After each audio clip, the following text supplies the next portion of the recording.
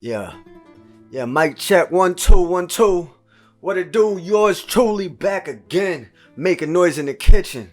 You know what it is. This is a special one. This one is like, this dish is like the mascot for making noise in the kitchen. This dish right here, this is a risotto, but this is a arroz con gandule risotto. So how I rolled them R's right there with a pernil. The pernil isn't the star. The pernil is always a star, but it's not the star of this dish. You know what I'm saying?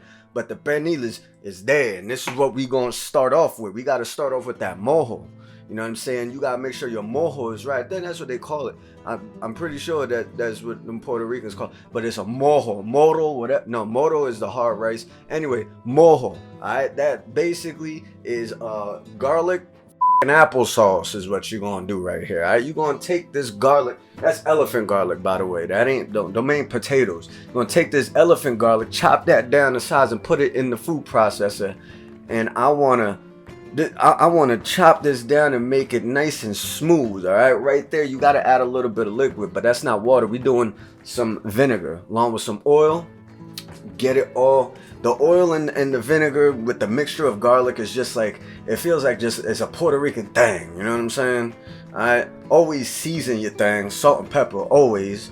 Alright, and what I'm gonna do a little bit different, because usually we doing, you know, the garlic and the adobo, even though adobo will be in this. Goya, what up? But we gon' that was smoked paprika, one of my favorite seasonings. Alright, I put that in the food processor and got that thing moving. Look at it moving. Alright, look at that. Now that's that orange color right there, because that's that smoked paprika. You know what I'm saying? We ain't putting none of our Goya products in there. You know what I'm saying? But once we got that, we gonna call that Puerto Rican applesauce ground up. We gonna move that. You know what I'm saying? Because remember, this is that we're gonna smother our pernil, as my Caucasian friends like to call it, a pernil, but it's a pernil. Pernil, you gotta roll the R's, but that's what it is. We gonna just suffocate that thing in there. Alright, now if you got yourself a roasting pan, you could use it, but this is your typical pan that you'll be bringing to the quinceañera or you know what I'm saying, 4th of July or Thanksgiving, Christmas, Sunday dinner.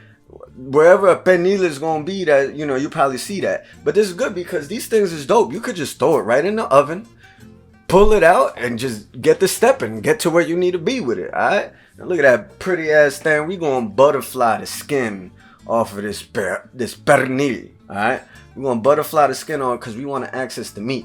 Don't take the skin off by any means. Don't be a fool. Don't take the skin off. We want to butterfly it back, so this way it could be moved out the way. We're gonna put that skin back on because that's our cuero. That's our chicharron. You lose that, you lose your life. Like, that's like you be banished out of Puerto Rican sacredisms. Yeah, so you see how I'm just butterflying that thing back, and I ain't gonna go all the way, but I'm getting all the corners. I'm hitting all the corners like a dope boy. You know what I'm saying? I ain't playing with it. I want to access that. It don't gotta be pretty, but it has to be. Don't be stupid with it. Alright, jig that thing up, poke it, jig it up, and this is where you're gonna put that mojo. You're gonna throw that beauty on there and just start. You know what I'm saying? Just start placing. Don't be scared to use your hands, you know what I'm saying? Because you got to place that goodness in there and make sure that it's all up in the crevices and everywhere it needs to be. Your hands are going to get dirty. It's all good. Like I said, you could do all that if you wanted to. If you're a weirdo, I don't know. I would suggest that you be like touching pork and shit. But, man, it's such goodness. I can, that mojo alone right there, I can dip chips in it and eat it. Anyway, I put the skin back over that bad boy. It's gonna put that nice little blanket over it. And right here, I'm scoring this thing. I'm scoring it because if you just left that skin by itself on top of the pernil, on top of that pernil, it's just gonna shrink down into nothing. Then you ain't gonna have none of that beautiful cuero to enjoy with your friends. Alright, so you wanna score it so this way it gives it a little bit of wiggle room. It's gonna shrink anyway, pause. It's gonna shrink regardless. There's gonna be some shrinkage, pause, but it's not gonna be just as much. All right, don't be scared with the salt. I know you probably do. Oh my god, that's so much salt. Just relax. All right, because it's called basting. It's gonna need that salt. It's gonna need the oil to just make that skin crispy. All right, Wrap that bad boy up and put it in the fridge overnight. You could get away with a 4-hour kind of thing, but put it in the fridge overnight, alright? And then the next day, take that straight out the fridge and put it in your 200 to 250 degree oven for a couple hours covered. And then you're going to pull that cover off, and this is what you're going to have right there. You see how the skin, it like try moving back, but it ain't, pause. But it's still there, you know what I'm saying? Because it's got more of a process to go. We're going to leave that thing uncovered right there. Leave it uncovered for a couple hours, 300, 350, blah, blah, blah. Leave it in the oven, and now we can focus on that risotto, that arroz con gandules risotto.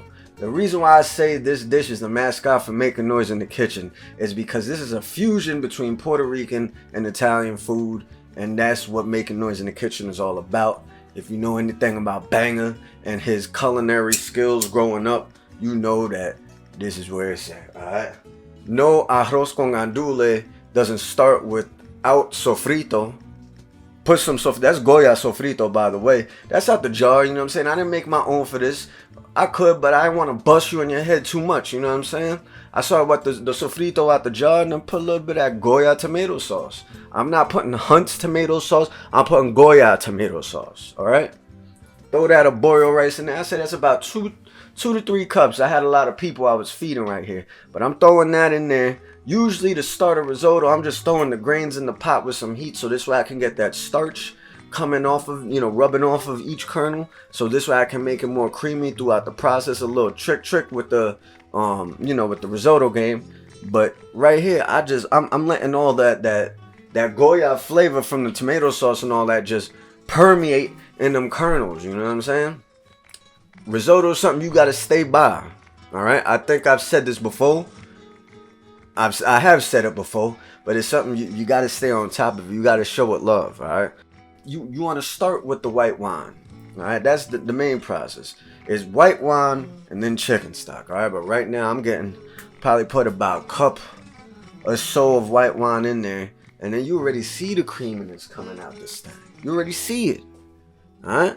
But it ain't done. Them kernels are still small. You want those kernels to get nice size, and when you bite into it, you don't want no crunches, no snaps, alright? I already put all the wine I needed, so this is why I'm putting that chicken stock, alright? And the chicken stock was in the background on a burner, heated up. It was heating. It was close to boiling.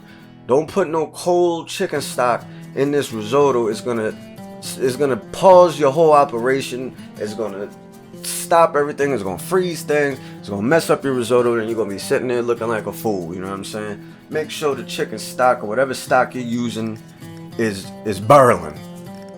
So you're gonna gradually add this chicken stock and stir. Like I said, you gotta be there with it. Drop it in, stir. You don't want to drop the whole thing of the chicken stock. No, you're gonna drop it in until there's a nice little layer of liquid on that risotto. And on the arborio, you see that little layer right here? You see that layer and how you got the burlings, the little bubblings popping? That's good. You know what I'm saying? Let it reduce, add. Reduce, add. That's why you got to stay on top of this thing, because you let it reduce and it gets dried out, you're going to have burnt risotto all up on the bottom of that thing. You're going to look like boo-boo the fool. You heard me?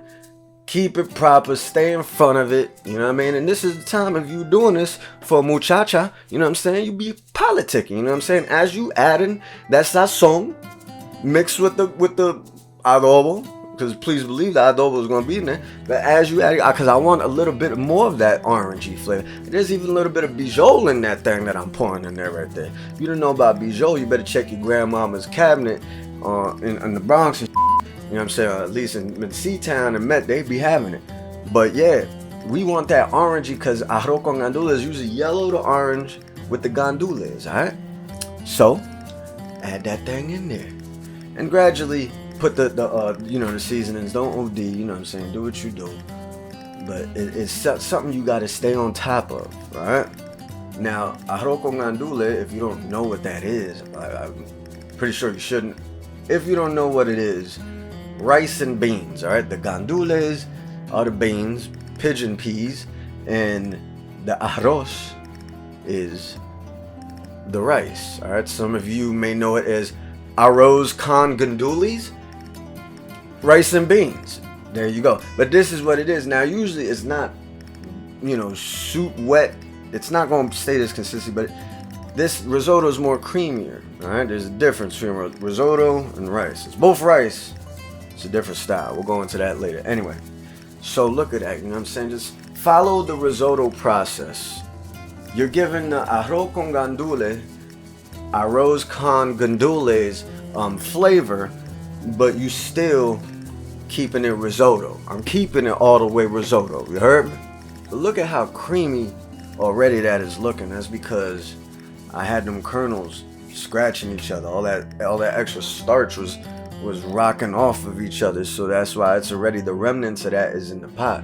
And let me tell you something. If you don't got yourself one of these ceramic pots or a cast iron pan or something, let me tell you, this pot right here is like half the battle. This is what makes half the magic. Like, I've cooked risotto in other pots and pans, and it does not come out like the way it does in one of these pots. And if you don't have them, make sure you get your ass to makingnoiseinthekitchen.com and purchase one of them things. Purchase a couple of them things. And remember, you spend over $20, you get free shipping. I'll bring it to you my goddamn self if I need to. I ain't playing with it. Go ahead and order yourself one. Now there's going to be a couple things incorporated into this that just need a flash. You know what I'm saying? So we'll start out with those couple things with the chorizo. Arroz con gandules better have chorizo in it. I feel like if your arroz con gandules don't have chorizo in it, it's just because you couldn't afford it. Because that shit expensive, go ahead, damn. But I mean, still, it's like, it's amazing. It's amazing. Chorizo. Alright, and you don't want to put it in there for too long. This is why, like I said, this is one of the components towards the end that I'm putting this before the gandules, because this has, you'll see it blister, the skin come off, and they get fat. That's when you know they're done. But if you overcook them, they're gonna turn small and chewy. Like, it's gonna be ridiculous. It's gonna be nasty. You know what I'm saying? So that's why I add them now and let him sit in there and do his thing. Take the steps, man. You know what I'm saying? There's levels to this. You know what I'm saying? Take the steps. Now these are the gandules. These gandules right here. You don't want to add this whole thing. Put a nice ratio. You see how I'm like set? Put a nice ratio. You don't want to OD with the gandules too crazy. You know what I'm saying? Make a nice ratio. You know what's up, because a lot of people don't like beans for some crazy ass reason. But keep it right. And look, now don't that look like arroz con gandules? It look like I'm walking down Castle Hill Avenue and I seen the little, what they call carniceria, some shit like that. I don't know, like Dominican spots. And I look through the window and I see the damn pig heads and shit like that, and then the yuca and the pernil and everything. I'm just looking at that's what that looked like on a Friday night in the BX. You heard me? Shoot, cover it up. I know it's at the end now. Them pigeon peas, them gandules only need a second, cause you know what I'm saying, they came out the can. You know what I mean? You can do them like my grandfather used to do them and get the pressure cooker and all that, but I ain't with all that craziness. So we just can it up from Goya and call it a day. Ooh, look at how pretty that thing is. Like a nice consistency. I already see the you know what I'm saying, the boiled rice is thick. I'm just gonna cover this thing up and get ready for the breakdown. You know what I'm saying, the breakdown is this is where the men become men. You know what I'm saying? Let Shorty take a seat at the table. You know what I'm saying? Bring that pernil out the oven. Let it rest for a second. You know what I mean? But I'm tapping that cuero up there, because I should have played the sound for, but it's like that. It's like hitting hard. You know what I'm saying? That thing looking all sorts of delicious. You know what I'm saying? But that's our pernil. That's that finished product. You know what I mean? Let it rest 5-10 minutes. You know what I mean? And then go back with the cuero a little light, and then go at it. You could take a spoon, you could take a fork and just shred it. That's how tender this meat is. You know what I'm saying? But right here, I want to find a nice little corner of that chicharron for some presentation. You know what I'm saying? Presentation is key. I don't even have to use a knife. I was trying to see maybe I could get a layer or something. But man, like this pernil right here, this pernil, put it to the side, let the fam get a hold of that. You know what I'm saying? Them chitlins. Let's drop some of this. The risotto is done. The risotto is done. The color is where I want it to be. the al dente-ness is where I want it to be. The gandules is right. Look at that. Put it in there and just, you know, presentation is key. Wipe off the sides, make that thing look pretty. Don't leave no craziness out here. You know what I'm saying? Especially there's women trying to eat your food, fellas, you know what I'm saying? Make sure your thing is right. Anyway, yeah, look at that. Nice hearty little bowl of Arroz con Gandules Risotto, straight from making noise in the kitchen. Know what I mean? Top it off right in the middle with a nice little chunk of that pernil with the cuero on there. And a partridge in a pear tree. I don't even know what else to tell y'all. Like,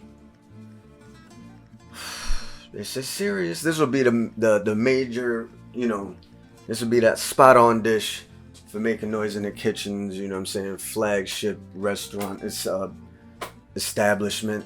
It gets no better than this. You hear me? Carlo Banger. Like this video, we're gonna see some more. I got some more coming. Take notes. Take notes. Cause this is real.